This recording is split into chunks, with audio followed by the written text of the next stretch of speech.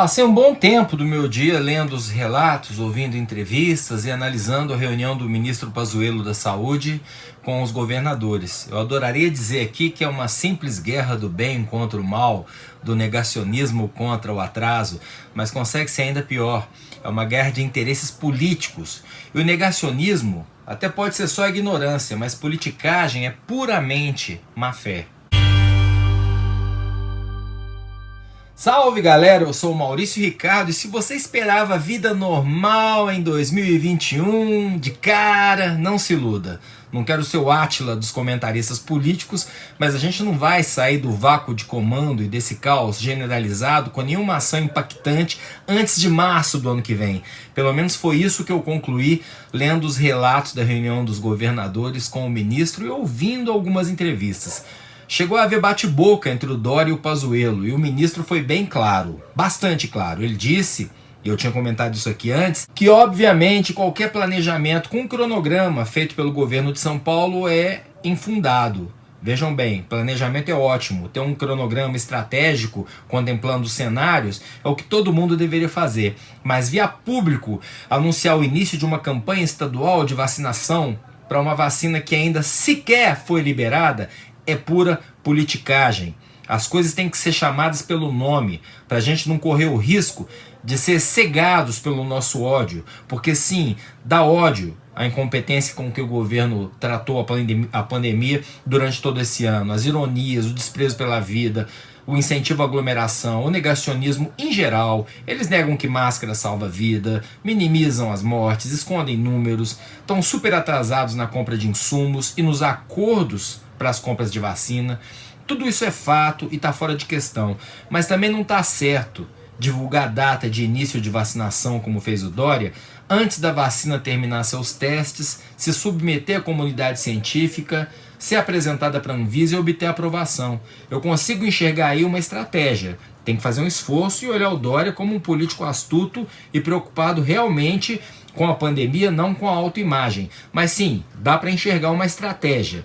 A teoria é a de que ele estaria fazendo esse barulho todo para mobilizar a opinião pública nacional e com isso evitar que a vacina, feita numa parceria entre uma empresa chinesa e o Instituto Butantan, seja boicotada pelo governo federal. O Bolsonaro já explicitou a sua antipatia e sua resistência contra essa vacina. Diante da pressão, ele até baixou o tom e passou a dizer que qualquer vacina aprovada pela Anvisa vai ser aceita, tá ok? Mas aí é que tá, tudo indica que essa aprovação da vacina, que os bolsonaristas estão chamando de vacina ou vacina do Dória, não seguirá os trâmites normais no que depender do governo. Vai ser uma grande oportunidade de se testar o aparelhamento ou não da Anvisa.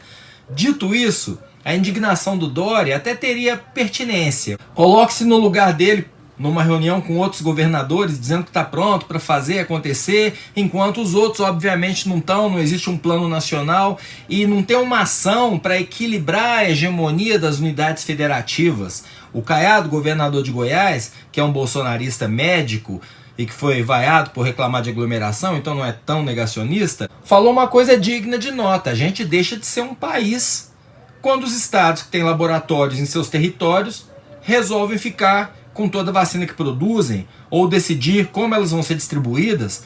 Só a Fiocruz no Rio e o Butantan em São Paulo têm condições de produzir. Fiocruz é mantida pelo governo federal e o Butantan é do governo do estado de São Paulo, mas sobrevive porque produz quase todas as vacinas do Programa Nacional de Imunização do Ministério da Saúde.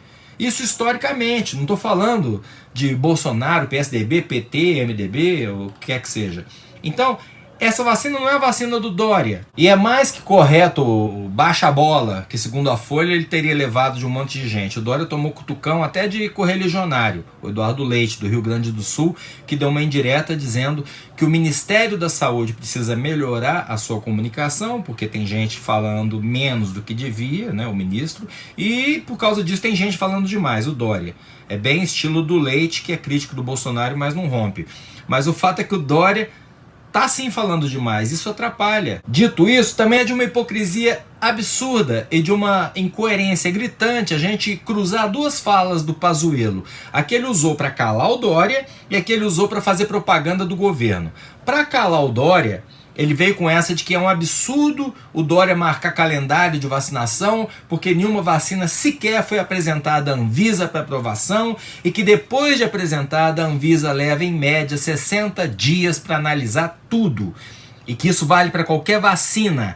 Guarde essa informação. Nenhuma vacina chegou à Anvisa e assim que chegar é normal que a agência demore 60 dias. Guardou?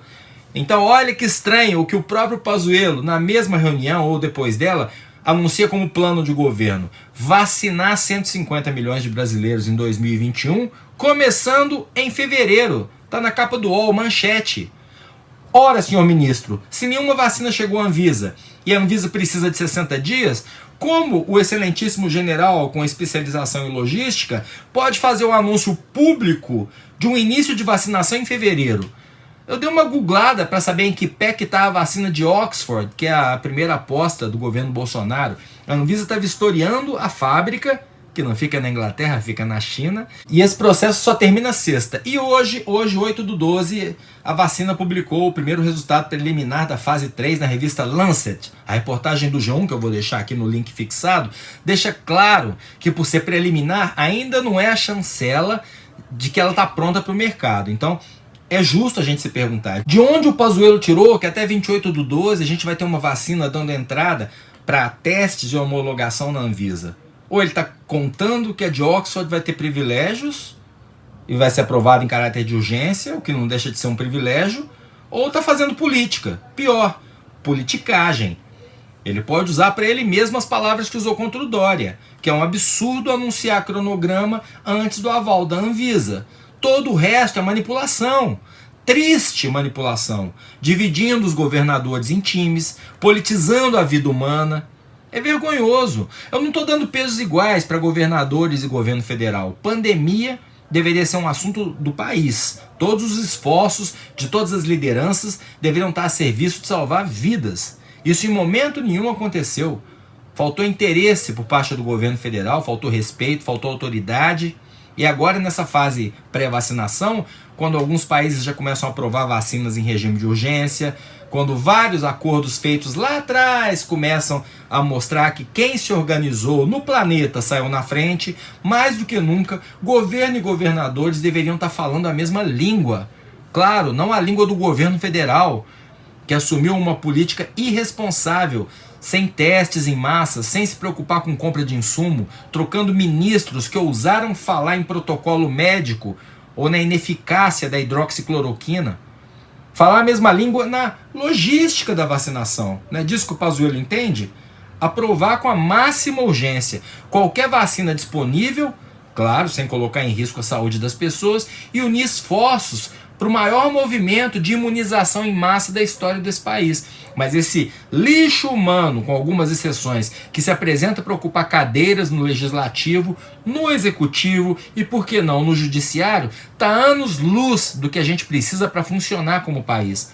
Bolsonaro é o grande responsável, sem dúvida. Mas cadê o Congresso e o Supremo para interferir nessa rinha dele contra a ciência? No fim, aqui embaixo entre nós, tudo termina na briga das bolhas. E entre eles, em altos acordos de bandidagem para não pagar por crimes. É o acordão do Jucá com o Supremo e tudo. É um governo que se anulou e se entregou de mão beijada para o Centrão porque o Jair tem teto de vidro e pegaram o Flávio, que é a ponta do iceberg dos rolos familiares. É bem triste. E a gente que espera a vacina, sabe-se lá quando, como, por quem, por onde e por quê. Eu sou o Maurício Ricardo, a pandemia tá aí fora. Não dá para pedir para ficar em casa mesmo, não dá. Então só se cuida bastante, lave as mãos, mantenha distanciamento, use máscara, que a gente ainda vai ter que aguentar isso mais um tempo. Inscreva-se no meu canal, ative as notificações, dê o seu like ou o seu dislike, seu comentário é muito importante. Obrigado, profissionais de saúde, tamo junto.